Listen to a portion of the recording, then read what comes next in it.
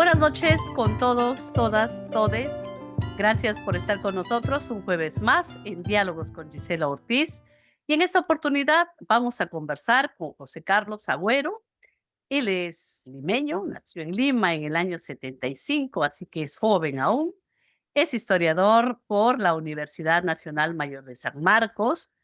Es una persona comprometida profesionalmente y personalmente con los temas de memoria histórica, de violencia política.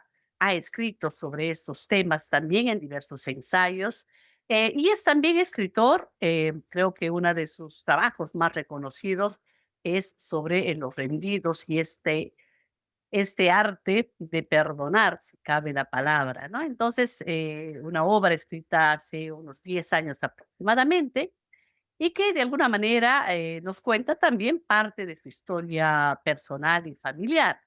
Y creo que en estos contextos también nos ayudan a entendernos, a entender nuestras diversas historias personales y nuestras memorias también sobre la última etapa de la historia de nuestro país. Entonces, agradecemos a José Carlos por su tiempo, por estar con nosotros. Bienvenido. Hola Gisela, ¿cómo estás? Muy bien, gracias.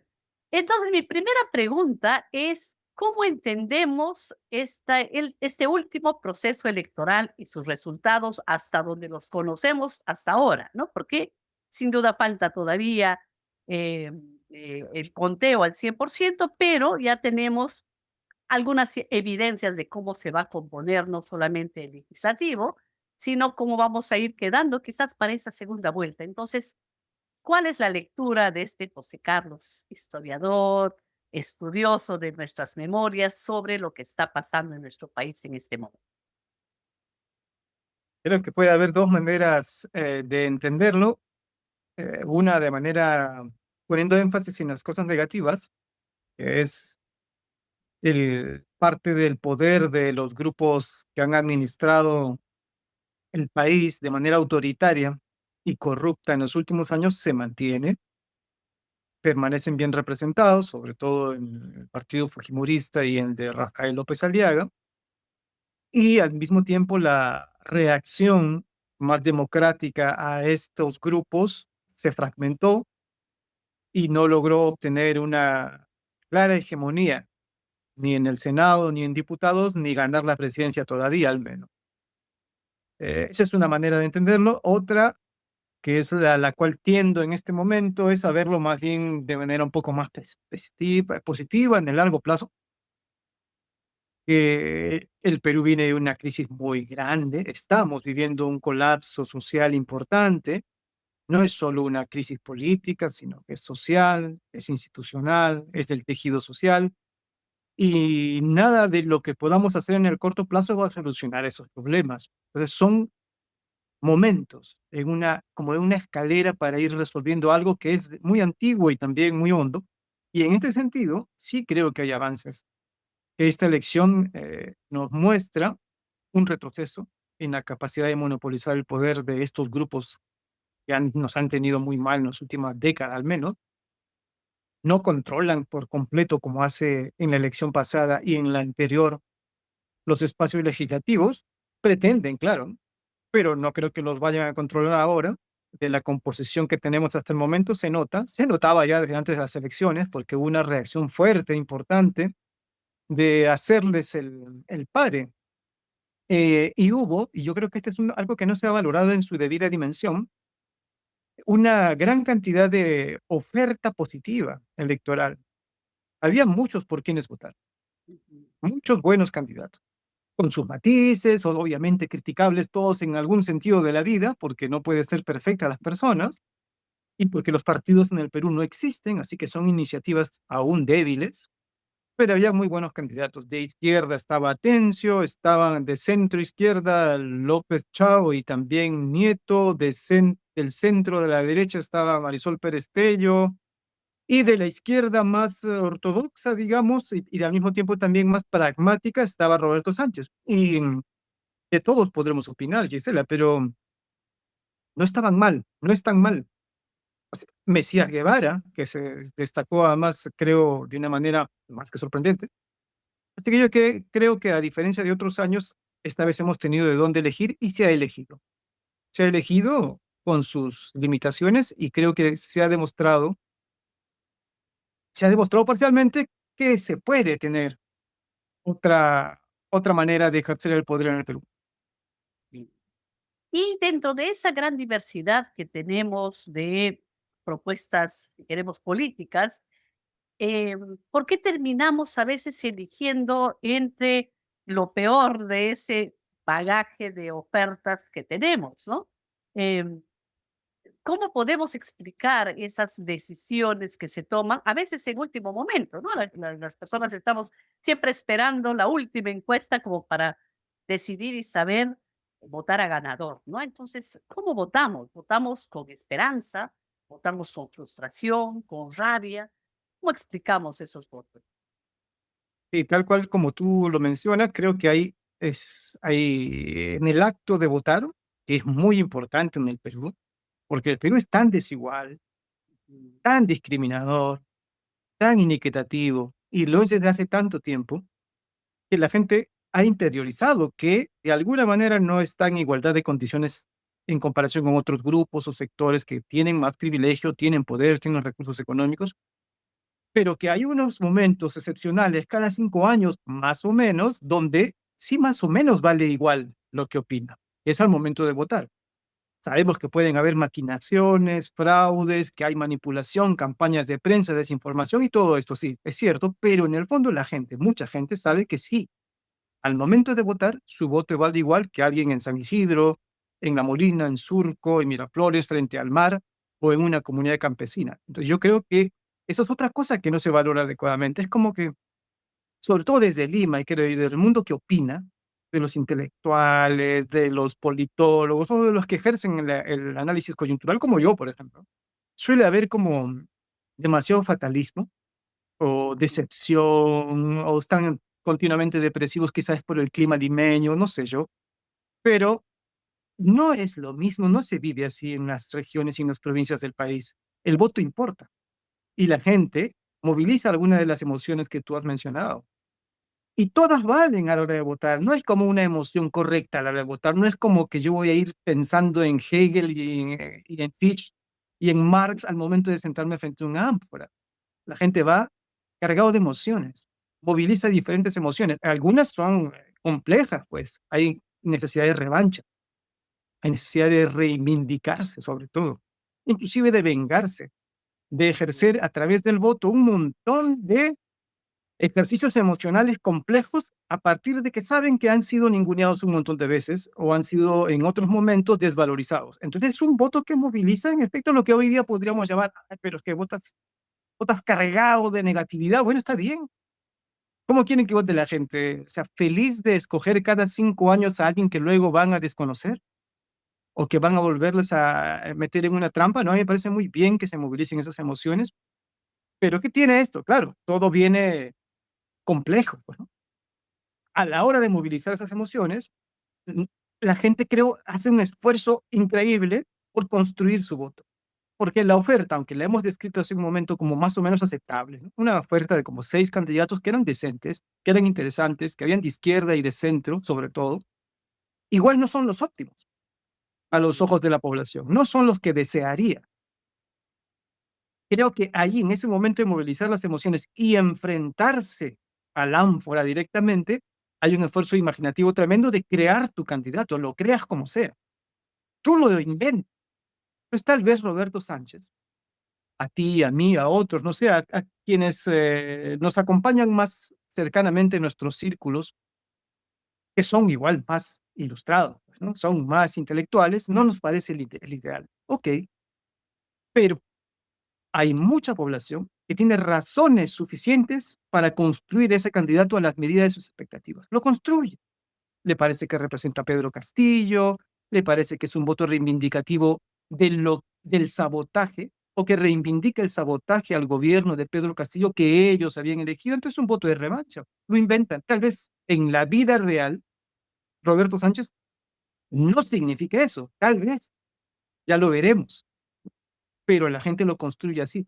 Yo creo que esas son razones por las cuales la gente, nosotros también, elegimos de manera difícil, creativa, imaginativa, con filtros, y aunque no esté ahí delante nuestro el candidato que estamos construyendo, queremos creer que sí es, pues, o más o menos. Claro, sin duda las razones, creo yo también que en este último periodo de mucha confrontación y de mucha discriminación y negación al derecho a elegir de muchas de las regiones de nuestro país, se han formado como en una razón más que suficiente para volver a decir, yo elijo de esta manera, yo quiero que se respete mi voto, aunque a ti no te guste, y vuelvo a elegir otra vez de la misma razón. Entonces, ¿qué va a pasar? Vamos a entender este voto como ejercicio democrático y como derecho de un gran sector de la población, o vamos a hacer lo que estamos haciendo ahora desde varias canteras, desde la política, desde algunos medios de comunicación, de seguir desconociendo y seguir diciendo tu voto no sirve, ¿no? Solamente sirve del que vota más cerca a Lima, aunque se equivoque también, pero ese es el que vale. Entonces seguimos como señalando con el dedo a ese voto, si queremos rural, andino, como el que vota mal, ¿no? Pero no nos cuestionamos. En esta Lima, con tanta violencia, con tanta índice de criminalidad, donde también votamos peor. Entonces, por qué nos cuesta entender ese voto? ¿Cuáles son esas razones que de alguna manera influencian en nosotros mismos como ciudadanía para decir el voto regional es el que no sirve, pero sirve el voto de nacional? Y acá recojo una idea de Guillermo Nugent, que hablaba de la construcción, habla de la construcción de la lejanía, ¿no? Y cómo esta no es geográfica, sino social y cultural.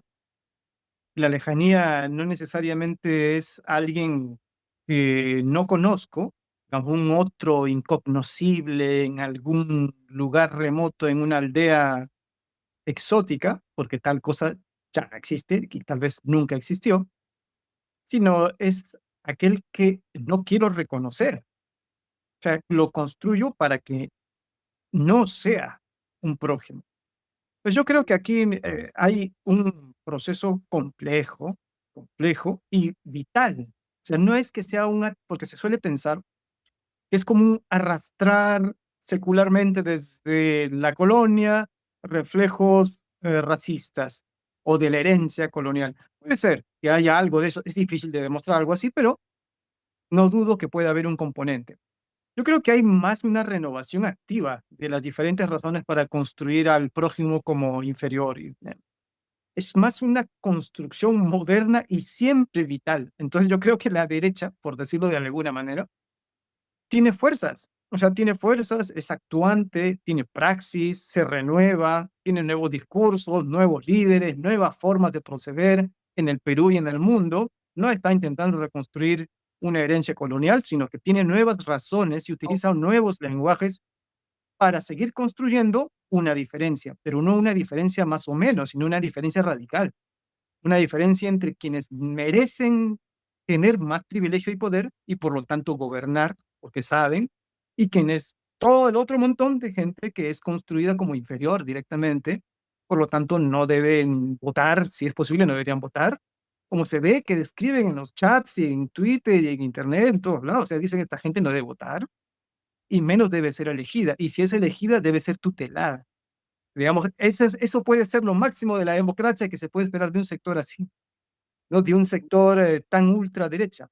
Bueno, está bien, puede gobernar un cholo, siempre y cuando se deje dirigir, se deje tutelar, siempre que tenga patrones allí que le digan y constantemente lo disciplinen. Entonces, me parece interesante que empecemos a pensar en fuerzas de derecha en el Perú que no son excepcionales, porque también se suele pensar, por ejemplo, en el Fujimorismo, ¿no? Es algo así como un accidente negativo en nuestra historia, que como, oye, el fujimorismo, qué raro que exista. El fujimorismo no es raro que exista. El fujimorismo tiene décadas. De hecho, es la fuerza política más antigua del Perú en el mundo contemporáneo, en nuestra república contemporánea. Tiene 4 Quizás son décadas. los únicos que hacen trabajo político permanente, ¿no? O sea, digo, Sí, no lo descansan hacen. o no se preparan solo para las elecciones, ¿no? continuamente están haciendo ese trabajo político y más bien en las elecciones recogen y afianzan ese 10%, 15% de voto duro que tienen. Así es, no es un voto duro que solamente beba del recuerdo romantizado de Alberto Fujimori. No. Realmente hay trabajo de base. Hay también unas redes de traslado de favores, de bienes, de servicios. Bueno, pero eso es, ¿no?, lo que mantiene viva ese tipo de organización. El resultado, el fujimorismo es sólido, tiene tradición, tiene lenguaje, tiene un líder al cual recordar constantemente como fundador, épico y todo lo que tú quieras, y construye una nueva idea de ser de derecha, ¿no? Que es la seguridad, que es contra el migrante, que se alía de alguna manera con la derecha internacional y que, aunque no tiene un discurso tan extraviado, digamos, como el de Rafael López Aliaga, en su momento, si es necesario, va a transar con él, porque fue el más populista. Es una derecha popular. Y López Aliaga es más tradicional, ¿no? Es la derecha típica, elitista, racista, discriminadora, xenófoba, misógina, misántropa, creo. Bueno, pero al fujimorismo, que es pragmático y popular, no le va a importar en ningún momento compartir poder con ese tipo de derecha. Comparten y finalmente una matriz neoliberal también. Es interesante ver que el Perú tiene un componente importante de derecha popular fujimorista y que debemos aprender a convivir más o menos, pero también a convivir de manera combativa con el fujimorismo y no sorprendernos cada 5 años, como infantes, de que saque entre el 10 y el 20%, porque va a sacar el 20% en la segunda vuelta. Eso es el Perú, también, también tiene cosas mejores, pero también es eso. Creo yo también que, no sé si en los últimos años o si eso ya viene de un poco de esta desarticulación social que se da en los 90, especialmente por el fujimorismo, em, no tenemos estos espacios como de discusión política, digo, con partidos políticos tan frágiles, tan volátiles, ¿no? Que solamente a veces se agrupan para las elecciones, no se hace militancia como tal. Entonces no hay como estos espacios de diálogo político. Esto como para poner sobre la mesa, sobre la agenda, ¿qué es el fujimorismo? ¿Cuál es su esencia? ¿De dónde vienen estos votantes de derecha que defienden a personajes como López Aliaga y con un discurso tan trillado y tan lleno de odio a veces? Que se siente la izquierda también a plantear que no nos vamos a convertir pues ni en Venezuela, ni en Cuba, ni en nada por el estilo, sino que es otra propuesta política. Es decir, ¿cómo generamos también estos espacios cuando no tenemos partidos políticos que de alguna manera nos inviten a sumarnos, a militar, a discutir y de alguna manera a entendernos, ¿no? Para que cada 5 años no estemos otra vez con esta cara como de sorpresa y ahora qué está pasando en el Perú. Sí, lo que mencionas es parte de un diagnóstico bien hondo. El Perú, el tejido social desapareció. Pues eso, hay que partir de ahí. O sea, creo que hay que asumir que es así. Se desapareció el tejido social. El sistema de partidos colapsó y el tejido, aquellas organizaciones y las redes que organizaban nuestro vínculo y nuestro diálogo de manera vertical, pero también horizontal, se esfumaron porque dejaron de tener sentido.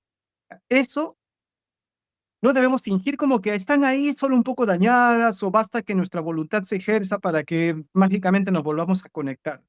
No va a pasar así. Creo que hay que tener modestia y paciencia para asumir que es un trabajo de largo plazo, pero que las elecciones, en efecto, tienen como una especie de chispa mágica, es la verdad. Obligan, te obligan, te obligan a organizarte, por lo menos a expresar tu opinión, por lo menos a ir y movilizarte y votar. Y en ese acto, que puede movilizar también voluntades y aproximar gente, generar alianzas, mm, se me hace difícil imaginar otro momento que no sea los electorales por ahora, donde en efecto se pueda recuperar, empezar a recuperar y a tejer.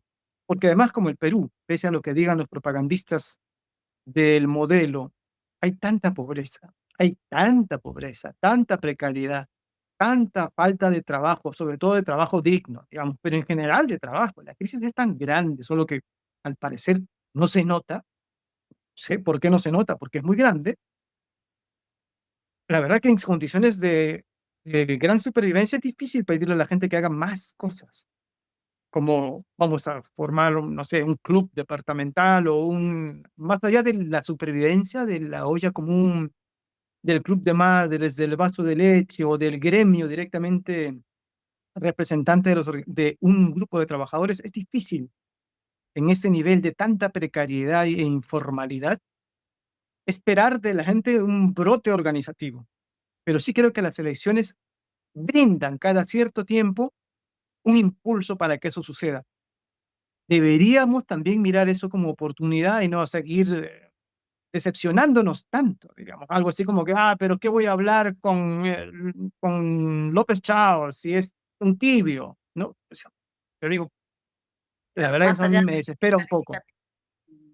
me desespera, me puede llegar a desesperar, no, es un tibio, el otro es no sé qué, y la otra, no va a haber 20 episodios como estos. O sea, para los jovencitos sí, digamos, ¿no? Para los que tienen 18, pero para nosotros, que tenemos más de medio siglo de vida, no vamos a tener 20 elecciones más. Eh, Me parece que también hasta hay un sentido muy simpático de autorresponsabilidad con tu felicidad. No vamos a ser eternos, hay que ponerle el punche positivamente al momento presente y alentar los esfuerzos de acercamiento, porque ahí se va a tejer algo, poco a poco. Para no hacerle frente a estas elecciones de infarto, ¿no? Sí, como bien lo dices, pareciera que uno va a dejar la vida en cada una de estas votaciones que nos confronta, ¿no? Con una realidad que la descuidamos durante 5 años, porque muchos no ejercemos la política, ni siquiera como este ejercicio de vigilancia, ¿no? De reclamar, de insistir ante las autoridades por derechos o por atención, ¿no? Simplemente uno va a votar, y da la vuelta y se ocupa de la propia supervivencia. Entonces, claro, no hay estos espacios para reflexionar, ¿no? Y por otro lado, por supuesto, creo yo que hay un rol negativo también de los medios de comunicación tradicionales, ¿no? Tradicionales, periódicos, a través de la radio, la televisión, que saturan también en su programación, sus noticieros, con hechos violentos o de farándulas que al final más bien te alejan, ¿no? De la información y no son pues tampoco un elemento, si queremos, motivador, persuasivo de la importancia del ejercicio político. Y creo yo también que eso eh, no solo nos ahuyenta, sino nos aísla, ¿no? Nos va como arrinconando a cada uno en su propio tema y no tenemos pues de alguna manera este como eje común, ¿no? Para decir, mire, yo estoy pensando como la dirigente del vaso de leche, tal vez por ahí podamos hacer algo, un proyecto más conjunto, más comunitario, ¿no?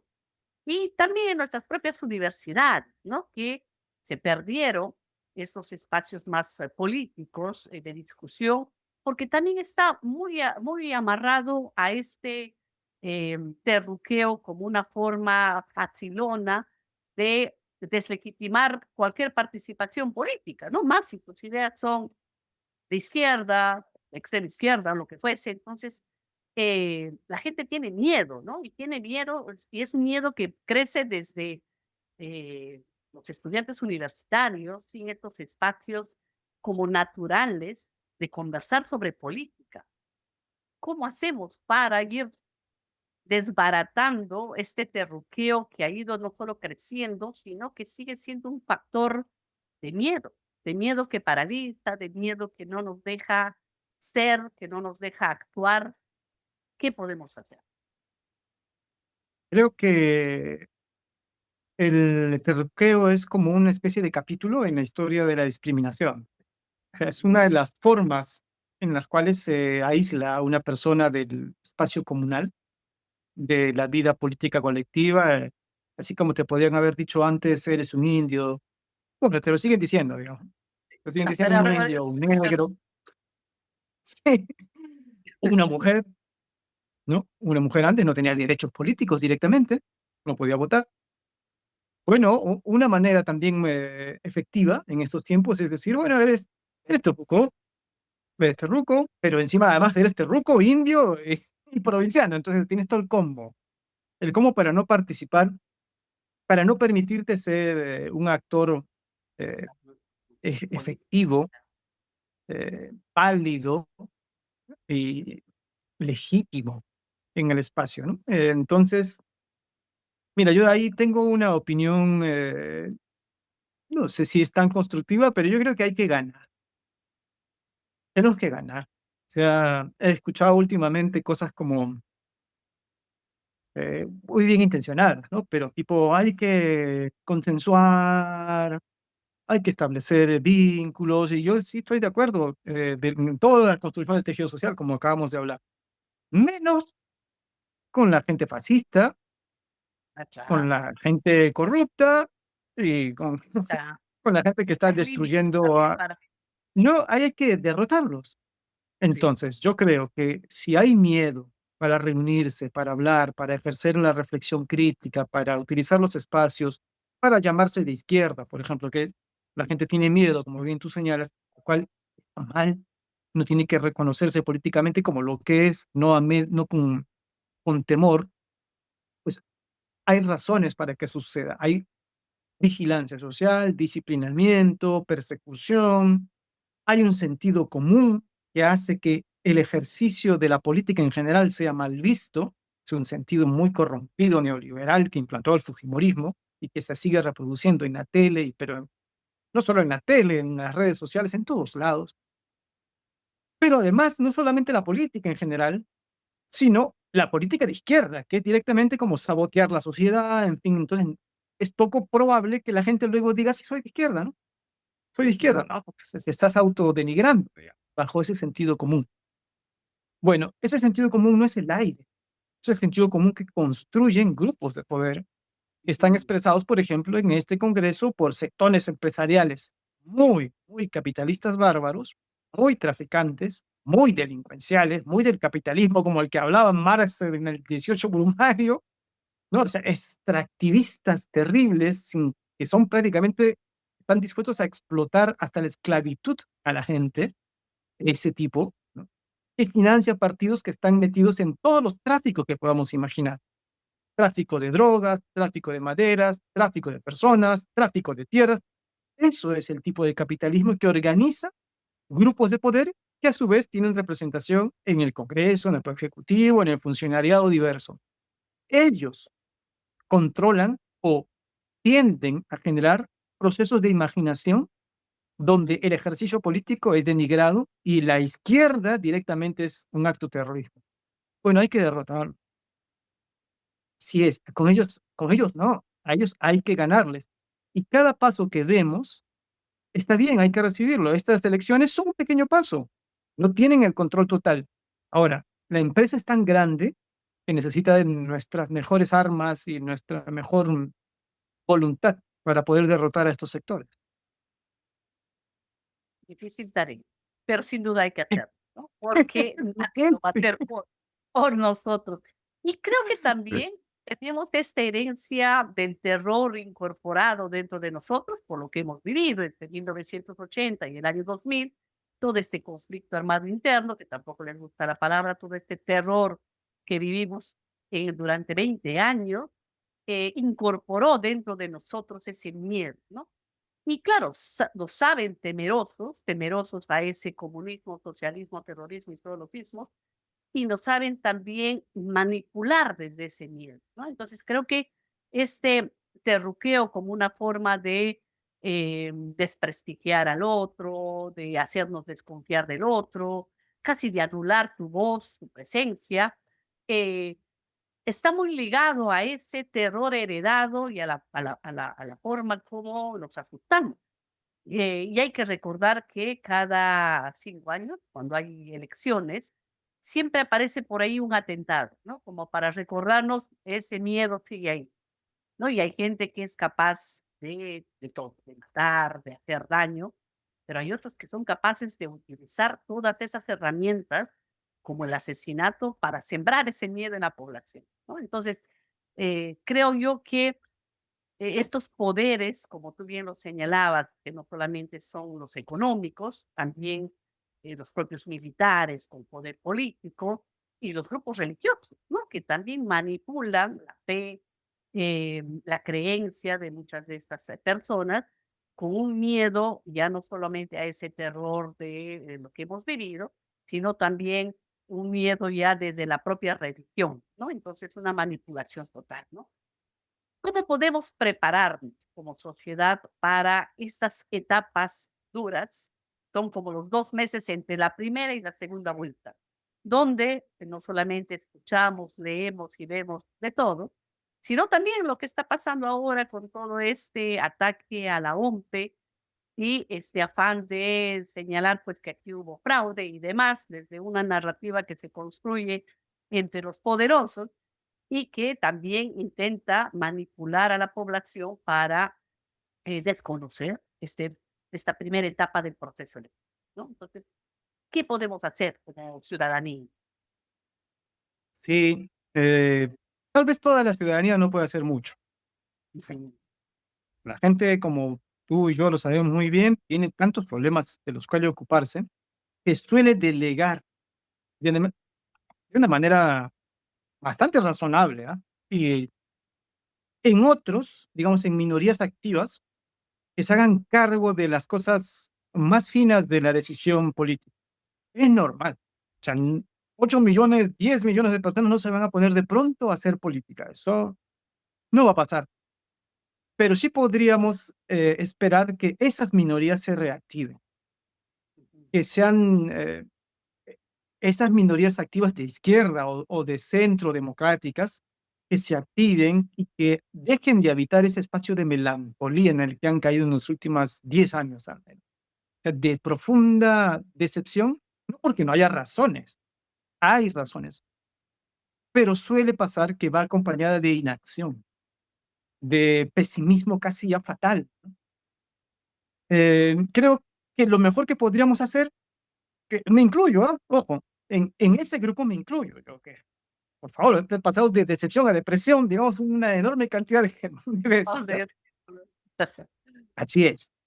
No, no, no es que sea diferente, pero siento que aquello que puede ayudarnos a salir de esa situación es dejar de ser testigos pasivos de lo que está pasando. Al contemplar solamente lo que ocurre, te reduce, te reduce a verlo como algo que pasa externamente, totalmente fuera de mi control, que finalmente solo tengo que contemplar. Cada quien desde su pequeño lugar creo que debería dejar de ser testigo y empezar a hacer algo. Y eso activa otra manera de vincularse a la vida política del país, lo que sea. Mira, en las últimas elecciones yo he respetado a un montón de gente que no necesariamente me une tantas cosas, pero que las he visto salir a caminar, cada quien hacer sus cosas bajo el sol, escribiendo cosas, haciendo reportajes, crónicas, afiches, volantes, teniendo programas, cubriendo en vivo, cosas que yo no hago. Yo creo que soy viejo, quizá, pero no me veo haciéndolas y digo, wow, ya, esa gente, ese tipo de acción, que no es que qué decisivo es, no está llenando el Rockefeller Center, no, está caminando, está haciendo, está escribiendo su cosita, deja de Militante. ser ese militante, deja de ser un contemplador y opinante, ¿no? Que finalmente se va a deprimir, pues, de ver cosas que suceden en el mundo negativas. Hay gente que me ha sorprendido, la verdad, y que les he visto además involucrarse en campañas, no lo esperaba. No lo esperaba, gente que yo escuchaba, decía, bueno, a veces estoy de acuerdo, a veces no, y luego los he visto metidos. Digo, bueno, hay gente que vale mucho la pena. Ujú. Pasito a paso, ¿no? De estas pequeñas Pasito a cosas que pueden paso. marcar la diferencia en el involucramiento personal también. Y entonces, todo este proceso de violencia política que vivimos dejó sin duda secuelas y derechos que no han terminado de ser atendidos por el Estado, ¿no? Como derecho a la verdad, a buscar a los desaparecidos, a que se haga justicia, que se identifiquen las responsabilidades, a esta reparación integral, a la memoria histórica y demás. Está muy ligado esta composición de víctimas que tuvimos durante el conflicto y la discriminación y ese racismo, a esa falta de atención del Estado para con las víctimas? ¿Por qué no se termina de cerrar un proceso después de casi 50 años de duelo para muchas de las familias? ¿Por qué sigue siendo un proceso que está ahí como en una esquinita y que no recibe la atención tampoco política? Está en esta campaña electoral, en realidad no hemos escuchado, creo yo, a ningún candidato pronunciarse sobre estas tareas pendientes dentro de este marco de la justicia transicional de los hechos del conflicto, ¿no? Entonces, ¿por qué sigue siendo parte de una historia que muchos prefieren no ver, no entender? Creo que una respuesta más táctica, digamos, tiene que ver con que hay los grupos de poder evalúan, los que están en competencia electoral, que eso no les suma nada. Y Ujú. como no les suma nada, evitan el tema. ¿Para qué? Eso más me va a quitar puntos. Y esa es una razón. Lamentablemente es una razón poderosa en el momento de las decisiones electorales. Ya de una manera más de fondo, por lo menos lo que yo creo es que el proyecto país que derrotó a Sendero Luminoso nació con una serie de chantajes, digamos, ¿no? Chantajes del poder militar, chantajes del poder empresarial, y fundó un momento republicano no tan sólido en sus valores. Estaba dispuesto a tirar bajo la alfombra un montón de situaciones con tal que económicamente las políticas macroeconómicas de ajuste, de organización fiscal, de control de la moneda y de control de la hiperinflación funcionaran, digamos, y que todo se privatizara y, bueno, en fin, que el Estado se redujera. El modelo, pues, neoliberal, ahí sí, claramente actuante. Eso le quita mucha relevancia a los asuntos éticos que organizan socialmente a nosotros. O sea, lo que importa es más que, y es la verdad, nadie podría decir que no, que Velarde esté controlando la moneda, que hayan 60.000 muertos, eso es irrelevante. La moneda es importante, no 60.000 muertos. Creo que para gente como tú, como yo, y para los familiares y organizaciones de las viejas masacres y las nuevas masacres, debería tender, debería guiarnos cierto impulso político a adherirnos a propuestas, creo yo, em, que apuesten a reemplazar ese tipo de organización del país que surgió después del conflicto armado interno, porque si no, nunca va a cambiar. Porque, digamos, son las reglas del juego. No es solamente una cuestión táctica, como dije Fuera hace un de ese momento, ¿no? No va a cambiar, porque estamos organizados nacimos así, digamos, este momento republicano post 2000 nació así, nació chantajeado, nació con silencios, nació con tabús, nació con concesiones al crimen para que funcione la macroeconomía. Bueno, yo estoy en contra. Entonces, tú y otros estaremos en contra. Creo que los familiares deberíamos estar en contra de ese completo modelo de país y intentar apostar en el futuro y seguir construyendo políticamente opciones que reemplacen esa manera de concebir la comunidad política. Es una cuestión más de fondo. Ujú. Quizás mucho más difícil de todavía de empezar a trabajar, ¿no? O sea, ese mapeo político para ir viendo realmente dónde podemos incorporarnos para trabajar una propuesta mucho más amplia, que no esté muy enfocado solo en lo económico, que es donde siempre vamos a perder, ¿no? Sino que haya, como tú dices, esos otros valores que realmente acojan la lucha, no solamente por el movimiento de derechos humanos, ¿no? La propia lucha de los familiares y todas las necesidades pendientes. Y en ese contexto, entonces, ese don de perdonar es fácil de lograr. No, no, no, no. Hay una cosa muy simpática, Giselle, que me ha pasado estas décadas, ¿no? Y es que luego de publicar Los Rendidos, yo he seguido pues conversando con tantas personas, ¿no? Realmente increíble, ¿no? O sea, eso sí, agradezco tantas personas que han venido a contarme sus experiencias, sus secretos. Me sigue pasando, es increíble, sigo conversando con gente. casi todos los días y es una fortuna escuchar a la gente y sus dilemas y sus problemas. Pero también creo que se ha construido una especie de imagen rara de lo que esperar de mí, algo así como que soy como un santo, ¿no? Un El que nos sacerdote, va a algo así. absolver Sí, de las sí, sí. penas. Soy, no sé, algo como extraordinariamente bueno, algo así. Y no, porque el perdón, como yo lo entiendo, es un ejercicio preciso, político, Ujú. personal e intenso. Intenso, no es una cosa fácil y que se debe renovar constantemente. Yo creo que es muy razonable que haya gente que no desee incorporar dentro de su vida subjetiva el perdón porque no haya razones para hacerlo, porque no cree que eso cumpla ningún tipo de función dentro de nuestra vida comunitaria. Y porque yo mismo muchas veces he revisado esa postura. O sea, hay momentos en que uno siente que ha logrado un cierto espacio y momento intelectual, reflexivo y moral para, para hacer este intercambio, ¿no? Este intercambio con el perpetrador, digamos. Pero una semana después digo, pero qué estoy diciendo? O sea, te revuelve el... Hay una cuestión que es casi filosófica, ¿no? Y es que solemos expulsar de nuestros espacios emocionales y también de discusión pública las emociones que llamamos negativas, ¿no? Los sentimientos morales negativos, tipo el resentimiento, sobre todo el resentimiento.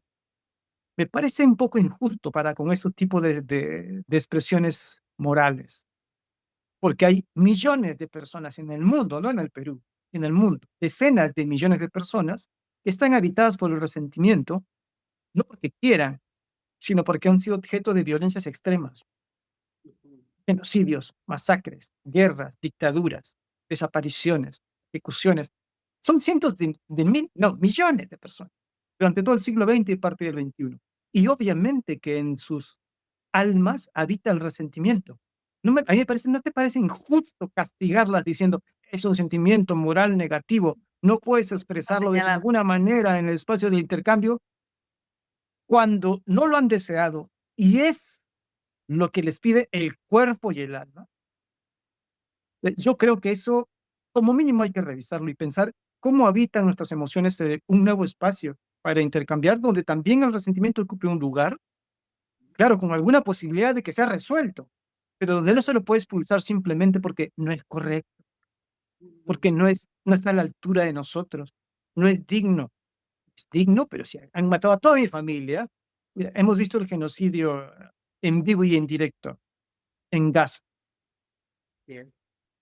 ¿Te parece indigno sentir resentimiento cuando estás viendo la destrucción de cientos de miles de personas de manera cruel y en vivo?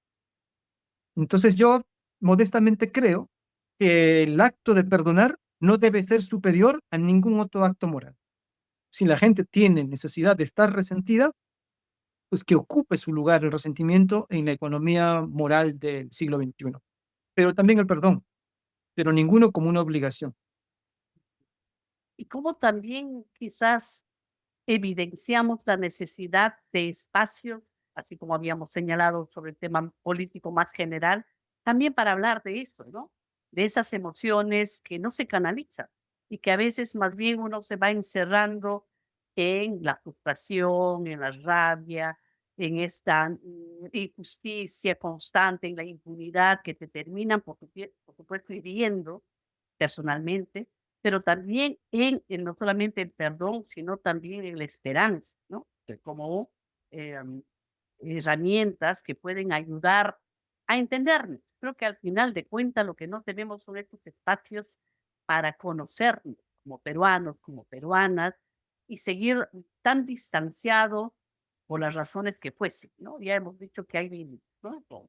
Odiadores, fascistas y demás, no. Pero con muchas otras personas que tienen esa necesidad tal vez de encontrarse, ¿no? De encontrarnos.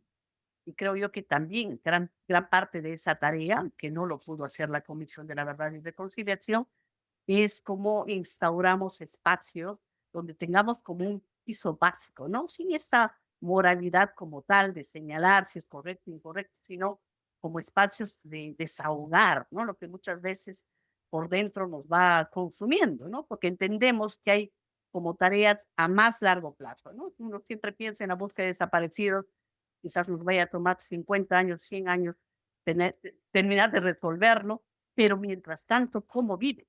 ¿No? ¿Cómo vives este día a día? ¿Y cómo convives con tu familia sin que esa rabia que a veces está dentro termine por contaminar y envenenar mucho más las relaciones familiares y personales, ¿no? Entonces creo que es también parte de esa tarea enorme que tenemos como peruanos y peruanas, ¿no? Y hemos señalado varias. Yo te Sí, agradezco, sí, sí. José Carlos, por este diálogo, por esta conversa y por ayudarnos a poner sobre la mesa quizás muchas de las cosas que nos faltan por hacer, ¿no? Como ciudadanía. Como bien lo dices, no vamos a poder con todo, quizás no nos vamos a poder involucrar con todo, pero sí queda, ¿no? Esa tarea pendiente de lo que cada quien puede hacer, ¿no? Desde ese compromiso personal, desde esa mirada política, desde esa visión país que también tenemos, ¿no? Creo que eso es necesario y a veces hasta urgente. Te agradezco por tu tiempo y a quienes nos han escuchado y acompañado el día de hoy. Gracias también. Nos encontramos en 15 días.